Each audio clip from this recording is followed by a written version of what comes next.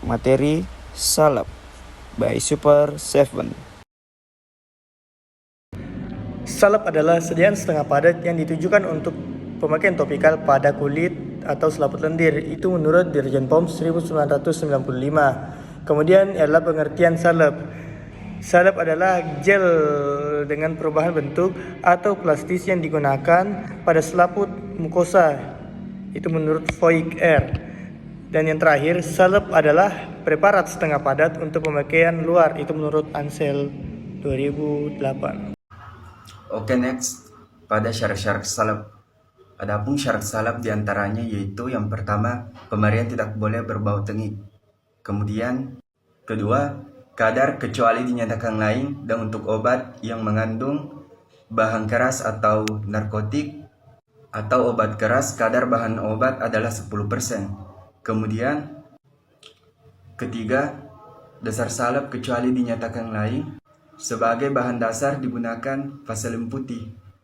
Kemudian yang keempat, homogenitas jika dioleskan pada sekeping kaca atau bahan transparan lain yang cocok harus menunjukkan susunan yang homogen. Terakhir, kelima yaitu penandaan pada etiket harus juga tertera obat luar. Baik, saya akan menjelaskan tentang penggolongan salep. Yang pertama, menurut konsistensinya, unguenta adalah salep yang mempunyai konsistensi seperti mentega, tidak mencair pada suhu biasa tetapi mudah dioleskan. Yang kedua, krim adalah salep yang banyak mengandung air, mudah diserap kulit, suatu tipe yang dapat dicuci dengan air. Yang ketiga, pasta adalah suatu salep yang mengandung lebih dari 50% zat padat atau serbuk. Cerata adalah satu salep berlemak yang mengandung konsistensi tinggi lilin sehingga konsistensinya lebih keras.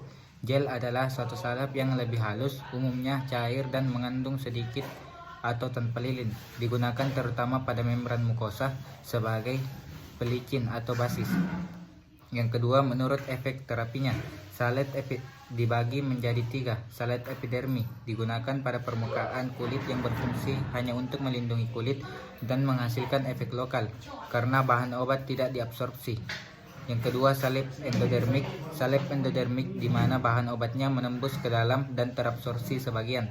Yang ketiga, salep diadermik di mana salep ini bahan obatnya menembus ke dalam melalui kulit dan mencapai efek yang diinginkan karena diabsorpsi seluruhnya, misalnya pada salep yang mengandung senyawa merkuri. Menurut dasarnya, salep dibagi menjadi 2, yaitu salep hidrofobik dan hidrofilik. Salep hidrofobik yaitu salep-salep dengan bahan dasar berlemak. Salep hidrofilik yaitu salep yang kuat menarik air, biasanya tipe oil in water atau seperti dasar hidrofobik tetapi konsistensinya lebih lunak. Selanjutnya ialah basis salep.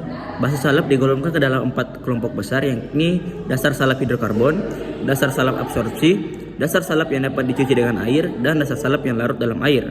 Yang pertama adalah dasar salep hidrokarbon. Dasar salep hidrokarbon atau dasar bersifat lemak bercampur dengan air. Preparat yang berair mungkin dapat dicampurkan hanya dalam jumlah yang sedikit saja. Bila lebih banyak minyak, sukar untuk bercampur.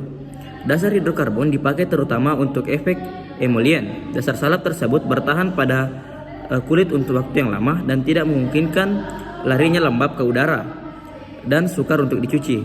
Kerjanya sebagai bahan penutup saja, tidak mengering atau tidak ada perubahan yang berjalan seiring waktu.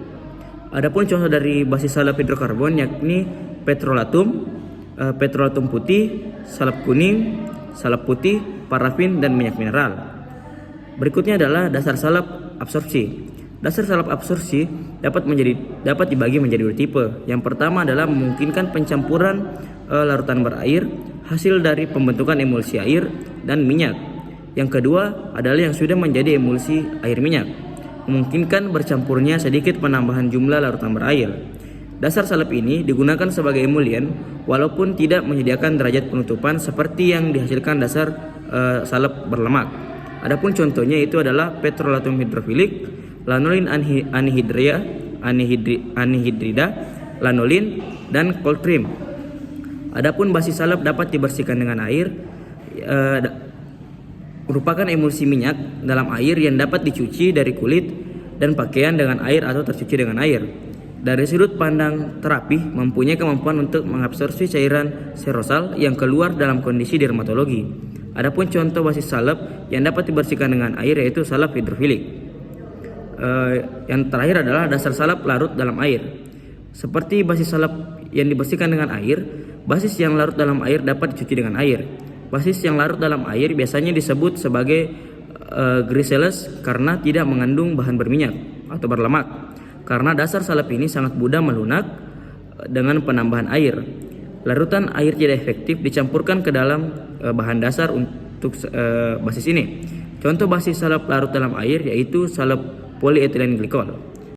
Pemilihan basis salep yang tepat. Pemilihan dasar salep untuk yang dipakai dalam formulasi dari salep tergantung pada pemikiran yang cermat atas sejumlah faktor-faktor, termasuk yang pertama yaitu laju pengelepasan yang diinginkan bahan obat dari dasar salep. Yang kedua yaitu keinginan peningkatan oleh dasar salep absorpsi perkutan dari obat.